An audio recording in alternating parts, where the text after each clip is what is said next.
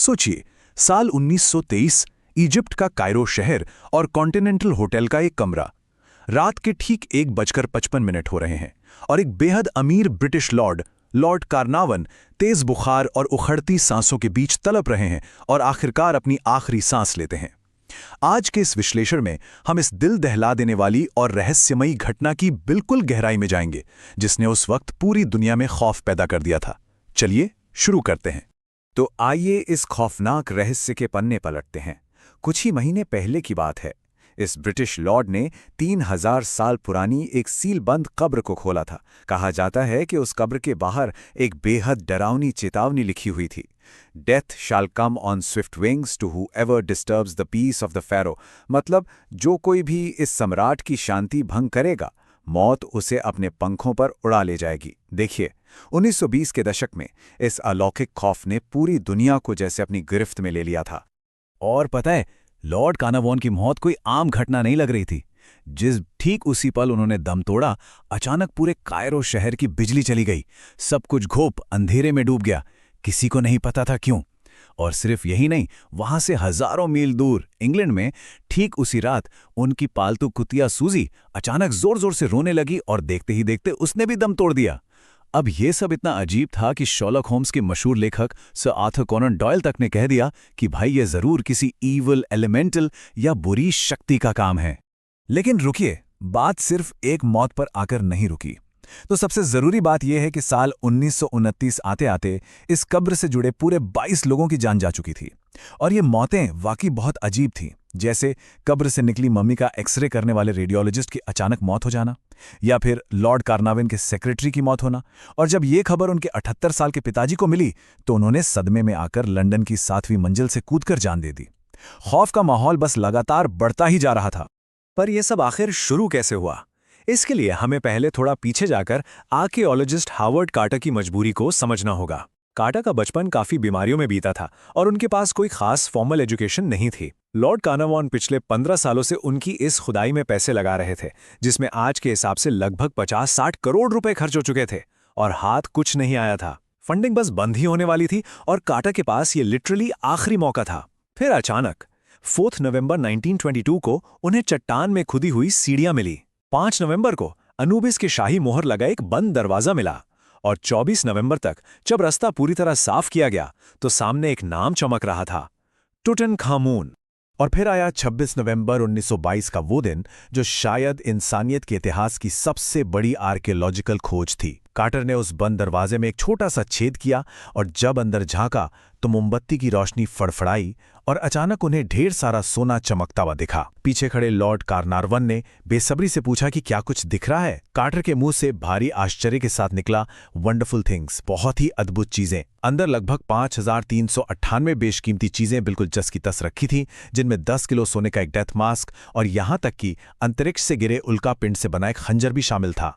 लेकिन इस बेशुमार खजाने के मिलने के साथ ही अपशकुन का सिलसिला भी शुरू हो गया। सबसे पहले क्या हुआ, कार्टर की पालतू सुनहरी चिड़िया को एक कोबरा ने खा लिया, और कोबरा इजिप्ट में शाही ताकत का प्रतीक माना जाता था। स्थानीय लोगों में बुरी तरह दहशत फैल गई।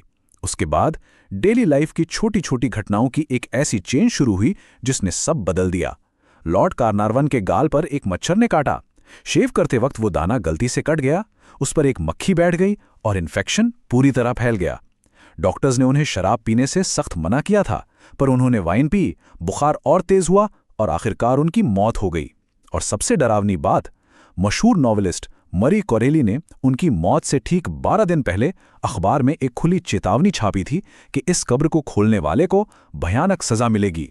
अब यहां आकर जरा रुकिए और सोचिए, क्या यह वाकई कोई अलौकिक शराब था जो एक के बाद एक 22 लोगों की जान ले चुका था, या फिर पर्दे के पीछे कहानी कुछ और ही थी? सच्चाई तो यह है कि उस वक्त दुनिया भर में सनसनीखेज सुर्खियां बेचने वाले अखबार इस खौफ का पूरा फायदा उठा रहे थे। डेली मेल, डेली एक्सप्रेस और मॉर्निंग पोस्ट जैसे अखबारों ने एक इतनी जबरदस्त कहानी गर्दी थी कि हर कोई बस वही पढ़ना चाहता था। हालांकि इसमें काफी अजीब विडंबना भी है। जिस रिपोर्टर आर्थर वेगोल ने इस शराब की कहानी को दुनिया भर में सबसे ज्यादा हवा दी, बाद में वो खुद इजिप्ट में एक अनजान बुखार से मारा गया और इस लिस्ट का 21वां शिकार बन गया। है ना अजीब बात?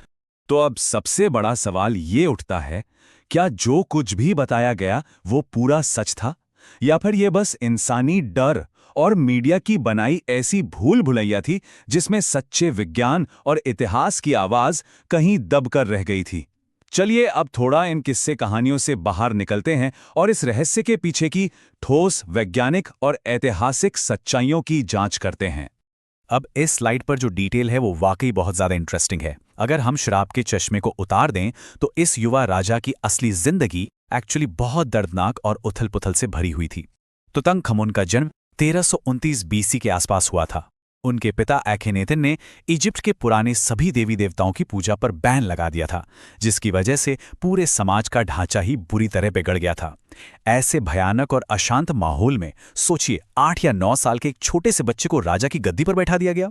उसने अपना नाम बदलकर पुराने धर्म को वापस लाने की पूरी कोशिश जरूर की, लेकिन मात्र 18 या 19 साल की छोटी सी उम्र में ही उसकी दुखद मौत हो गई। दरअसल तुतनखमुन की मौत कोई सुपरनैचुरल रहस्य नहीं थी, बल्कि एक कड़वी जैविक सच्चाई थी। उस दौर के शाही परिवारों में इनब्रीडिंग यानी अपने ही करीबी रिश्तेदारों में शादी करने का बहुत चलन था, और ठीक इसी वजह से वो कई गंभीर बीमारियों का शिकार था।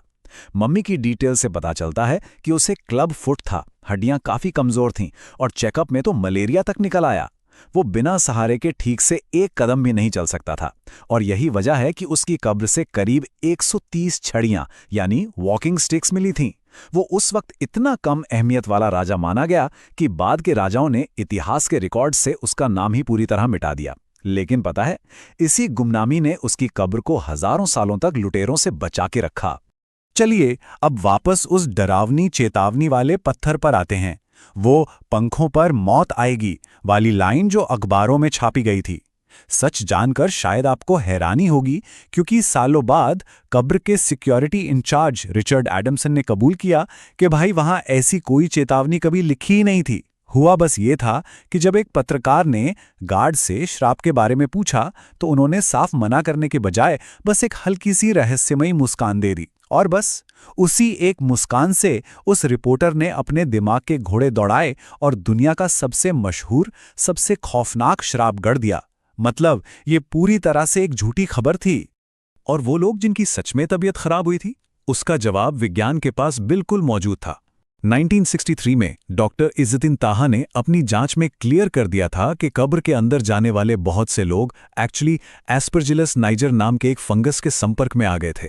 ये एक ऐसा फंगस है जो सीलबंद जगहों पर, चाहे वो हजारों साल पुरानी क्यों ना हो, जिंदा रह सकता है। जब लोग इसे सांस के जरिए अंदर लेते हैं तो उनके रेस्पिरेटरी सिस्टम में भारी सूजन आ जाती है। तो सच्चाई ये है कि ये कोई जादुई श्राप नहीं था, बल्कि एक ऐसी बीमारी थी जिसे नॉर्मल एंटीबायोटिक्स से आसानी से ठीक किया जा सकता था। और ये बात बिल्कुल साफ तौर पर दिखाती है कि कैसे मीडिया ने छोटी छोटी बातों का पहाड़ बना दिया।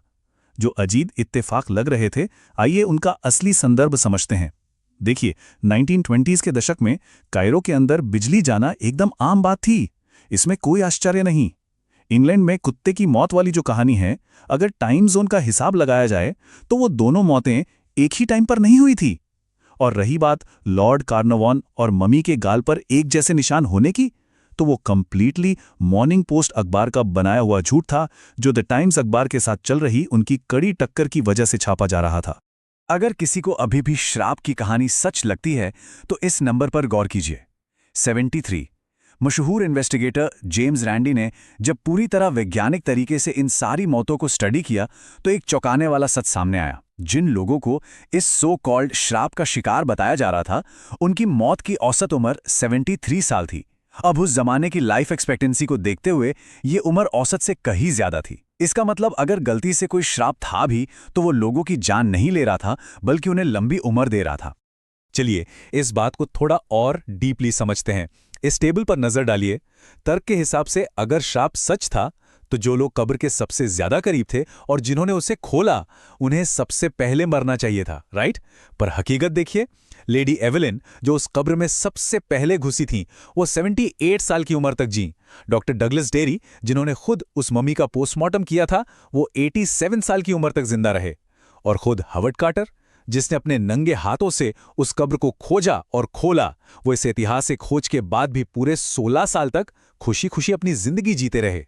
हालांकि इन 16 सालों में कार्टर को चैन से बैठना नसीब नहीं हुआ। हर दूसरे दिन कोई ना कोई उत्सुक पत्रकार उनके पास पहुंच ही जाता था इस श्राप और रहस्यमयी मौतों पर सवाल पूछने के लिए। लेकिन कार्टर कभी घबराए नहीं। उनका जवाब हमेशा बेहद शांत, साफ और तथ्यात्मक होता था। वो उन रिपोर्टर्स से बस एक ही बात कहते थे, आई एम स्टिल अलाइव, यानी मैं तो अभी भी जिंदा हूं। प्राचीन इजिप्ट के लोग एक बात पर बहुत गहरा विश्वास रखते थे। उनका मानना था कि एक इंसान सच में तभी मरता है जब दुनिया उसका नाम भूल जाती है, जब कोई उसका जिक्र करने वाला ही नहीं बचता। याद है ना, तूतनखामुन का नाम इतिहास से मिटाने की पूरी कोशिश की गई थी और लगभग 3000 सालों तक दुनिया उसे सच में भुला भी चुकी थी। पर जब हावर्ड कार्टर ने उस बंद कब्र को खोला तो उन्होंने किसी श्राप को नहीं जगाया, बल्कि उन्होंने सदियों की रेत हटाकर इस युवा और भुला दिए गए सम्राट को हमेशा के लिए अमर कर दिया। आज तूतनखामुन दुनिया का सबसे मशहूर फैरो है। तो आखिर में सोचने वाली बात यह है, क्या सच में कार्टर ने किसी जानलेवा श्राप का ट्रिगर दबाया था, या फिर उन्होंने एक ऐसी चीज की जिसने तूतनखामुन को उसकी